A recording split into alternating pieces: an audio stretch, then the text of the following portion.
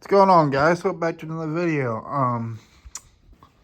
Gonna be working on something that's been irritating me with this car. I just looked up a new column. New column's $800 for this car because you guys know GM tilt lift. This isn't that bad.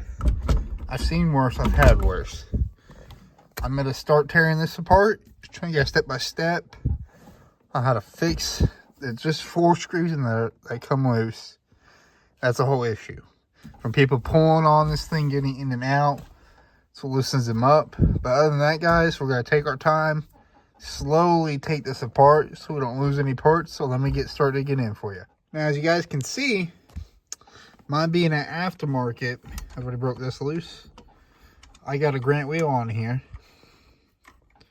All right. Sit that right there real quick. Take this. There's an adapter behind here, but on you guys' stock units, you guys won't have that. But we're about to get past that and go right straight into the column for factory. But about to fix this whole issue right here. So it's not that bad. Just want to bring that, guys, up to your attention. The fact that mine's not a stock wheel, I don't exactly have what you guys have, depending on your combination.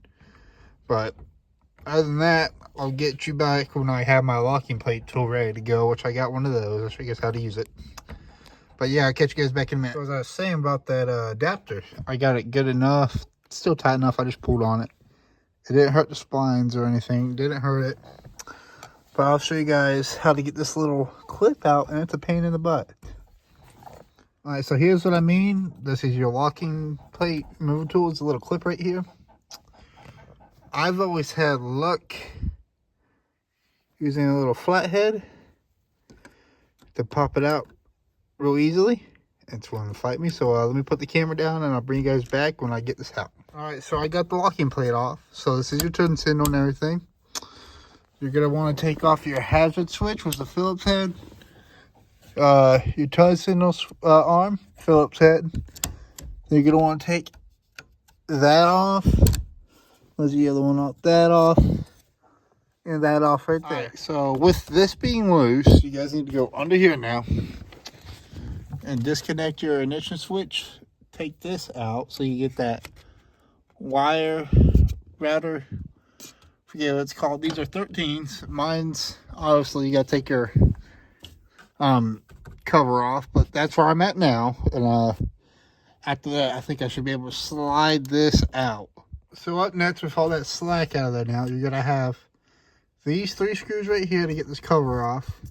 I did take the ignition switch out. There's a Phillips head that goes right here, right there. But other than that, it's very straightforward right now. Can't wait to fix this. You do have that center spring that centers your that bearing right there, so it's not messed with that right now. But other than that, is how far along I am, guys. Alright, guys, with all that done and removed, those 3 Phillips right there, you're going to have this tension spring that's going to want to shoot out at you like this one did almost. You're going to take this out. I do have everything organized on my bench right now, so I'm going to go put this on my bench as it came out. Then we're going to mess with this spring right here. And you're going to need your ignition switch back in to get to the position to pop it out. Alright, guys, I got the first screw out. Taking it out very slowly. I did buy the tool right there that pulls the pivot pinions out, and that was barely in there. When you do take this cage off, be careful of that bearing right there. I had to go searching for some of those ball bearings.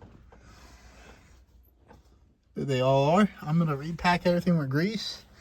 As for this, man, this will save you $800 to $900 to fix this issue, and putting it back together is not that hard.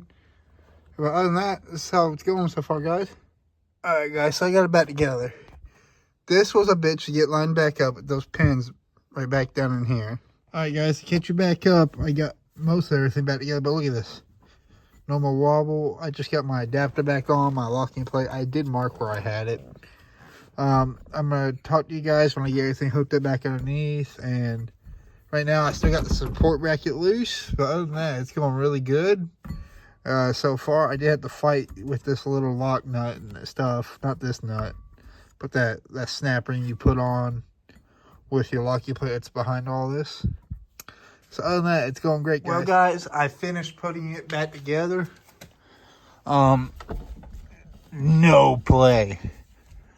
No play in the steering wheel at all. It's great. I need to clean it out now. I need to clean the interior now. But for a few hours of your time, you can fix this for free instead of buying a whole new steering wheel column, which I was going to do until I saw the price. Then I found out what really causes the issue is just those 4 screws. If you guys like what I'm doing and want to see more, just let me know. Make sure you guys like, subscribe, do what you guys got to do. But I recommend taking this apart and getting to those 4 screws if your column's loose like mine was. And as you can see, it does the job. There's no play.